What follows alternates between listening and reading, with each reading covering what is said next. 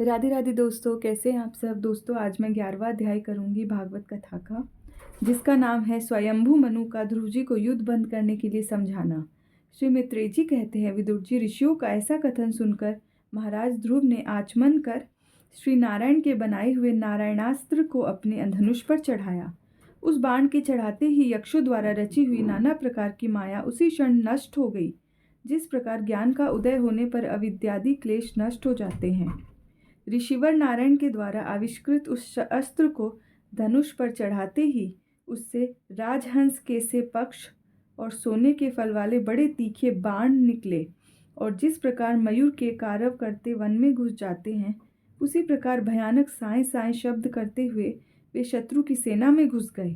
उन तीखी धार वाले बाणों ने शत्रुओं को बेचैन कर दिया।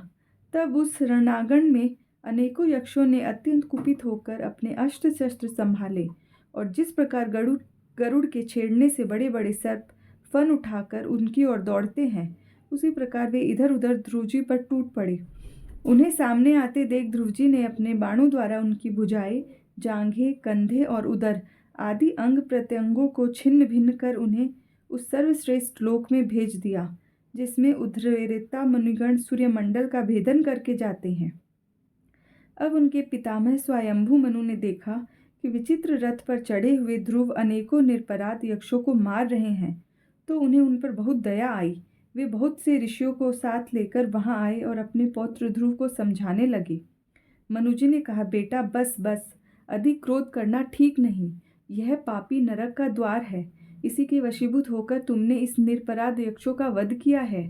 तात, तुम जो निर्दोष यक्षों के संहार पर उतर रहे हो, यह हमारे कुल के योग्य कर्म नहीं है। साधु पुरुष इसकी बड़ी निंदा करते हैं। बेटा, तुम्हारा अपने भाई पर बड़ा अनुराग था, यह तो ठीक है, परंतु देखो, उसके वध से संतप्त होकर तुमने एक यक्ष के अपराध करने पर प्रसंगवश कितनों की हत्या कर डाली। इस जड़ शरीर को ही आत्मा मानकर इसके लिए पशुओं की भांति प्राणियों की हिंसा करना, यह भगवत सेवी साधुजनों का मार्ग नहीं है। प्रभु की आराधना करना बड़ा कठिन है, परंतु तुमने तो लड़कपन में ही संपूर्ण भूतों के आश्रय स्थान श्री हरि की सर्वभूतात्म भाव से आराधना करके उनका परम पद प्राप्त कर लिया है। तुम्हें तो प्रभु भी अपना प्रिय भक्त समझते हैं तथा भक्तजन भी तुम्हारा आदर करते हैं। तुम साधुजनों के पथ प्रदर्शक हो, फिर भी तुमने ऐसा निंदनीय कर्म कैसे किया। सर्वात्मा श्रीहरि तो अपने से बड़े पुरुषों के प्रति सहनशीलता, छोटों के प्रति दया, बराबर वालों के साथ मित्रता और समस्त जीवों के साथ समता का बर्ताव करने से ही प्रसन्न होते हैं। और प्रभु के प्रसन्न हो जाने पर पुरुष प्राकृत गुण एवं उनके कार्य रूप लिंग शरीर से छूटकर परमानंद स्वरूप ब्रह्म पद प्राप्त कर लेता है। बेटा ध्रुव, देहादि के रूप में परिणत हुए पंचभूतों से ही स्त्री पुरुष का आविर्भाव होता है, और फिर उनके पारस्परिक समागम से दूसरे स्त्री पुरुष उत्पन्न होते हैं। ध्रुव, इस प्रकार भगवान की माया से सत्वादि गुणों में न्यूनाधिक भाव होने से ही जैसे भूतों द्वारा शरीरों की रचना होती है, वैसे ही उनकी स्थिति और प्रलय भी होते हैं। पुरुष श्रेष्ठ निर्गुण परमात्मा तो इनमें केवल निमित्त मात्र है। उसके आश्रय से यह कार्य कारणात्मक जगत उसी प्रकार भ्रमता रहता है जैसे चुंबक के आश्रय से लोहा।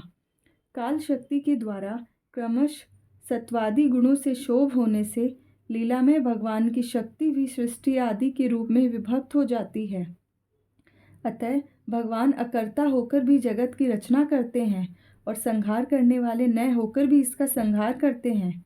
सचमुच उन अनंत प्रभु की लीला सर्वथा अचिंतनीय है। ध्रुव, वे काल स्वरूप अव्यय परमात्मा ही स्वयं अंत रहित होकर भी जगत का अंत करने वाले हैं तथा अनादि होकर भी सबके आदि करता है।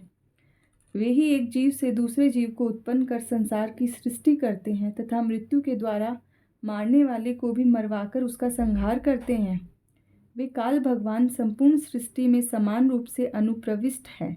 उनका न तो कोई मित्र पक्ष है और न शत्रु पक्ष।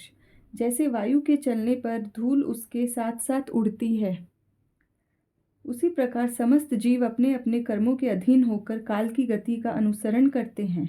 अपने अपने कर्मानुसार सुख दुखादि फल भोगते हैं। सर्वसमर्थ श्रीहरि कर्म बंधन में बंधे हुए जीव की आयु की वृद्धि और क्षय का विधान करते हैं, परंतु वे स्वयं इन दोनों से रहित और अपने स्वरूप में स्थित है। राजन, इन परमात्मा को ही मीमांसक लोग कर्म, चार्वाक स्वभाव, वैशेषिक मतावलंबी काल, ज्योतिषी दैव और काम शास्त्री काम कहते हैं। वे किसी भी इंद्रिय या प्रमाण के विषय नहीं हैं। महदादि अनेक शक्तियाँ भी उन्हीं से प्रकट हुई है। वे क्या करना चाहते हैं इस बात को भी संसार में कोई नहीं जानता। फिर अपने मूल कारण उन प्रभु को तो जान ही कौन सकता है। बेटा, ये कुबेर के अनुचर तुम्हारे भाइयों को मारने वाले नहीं हैं, क्योंकि मनुष्य के जन्म मरण का वास्तविक कारण तो ईश्वर है। एकमात्र वही संसार को रचता, पालता और नष्ट करता है, किंतु अहंकार शून्य होने के कारण इसके गुण और कर्मों से वह सदा निर्लेप रहता है। वे संपूर्ण प्राणियों के अंतरात्मा, नियंता और रक्षा करने वाले प्रभु ही अपनी माया शक्ति से युक्त होकर समस्त जीवों का सृजन, पालन और संहार करते हैं। जिस प्रकार नाक में नकेल पड़े हुए बैल अपने मालिक का बोझा ढोते रहते हैं, उसी प्रकार जगत की रचना करने वाले ब्रह्मादि भी नाम रूप डोरी से बंधे हुए उन्हीं की आज्ञा का पालन करते हैं। वे अभक्तों के लिए मृत्यु रूप और भक्तों के लिए अमृत रूप है तथा संसार के एकमात्र आश्रय है। तात, तुम सब प्रकार उन्हीं परमात्मा की शरण लो।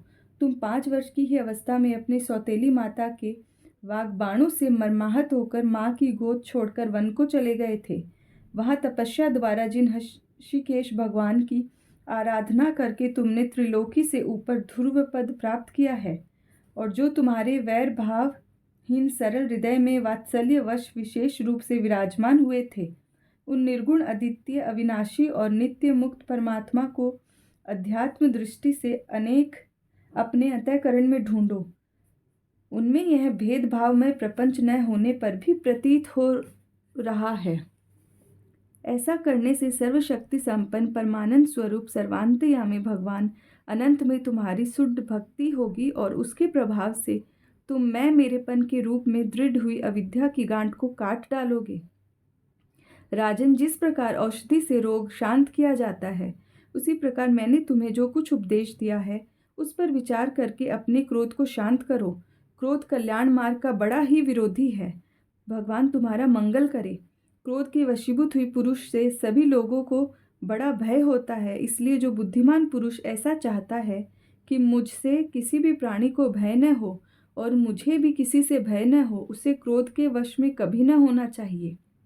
तुमने जो यह समझकर कि ये मेरे भाई के मारने वाले हैं, इतने यक्षों का संहार किया है, इससे तुम्हारे द्वारा भगवान शंकर के सखा कुबेर जी का बड़ा अपराध हुआ है। इसलिए बेटा, जब तक कि महापुरुषों का तेज हमारे कुल को आक्रांत नहीं कर लेता, इसके पहले ही विनम्र भाषण और विनय के द्वारा शीघ्र उन्हें प्रसन्न कर लो। इस प्रकार स्वयंभू मनु ने अपने पौत्र ध्रुव को शिक्षा दी। तब ध्रुव जी ने उन्हें प्रणाम किया। इसके पश्चात वे महर्षियों के सहित अपने लोक को चले गए। राधे राधे दोस्तों।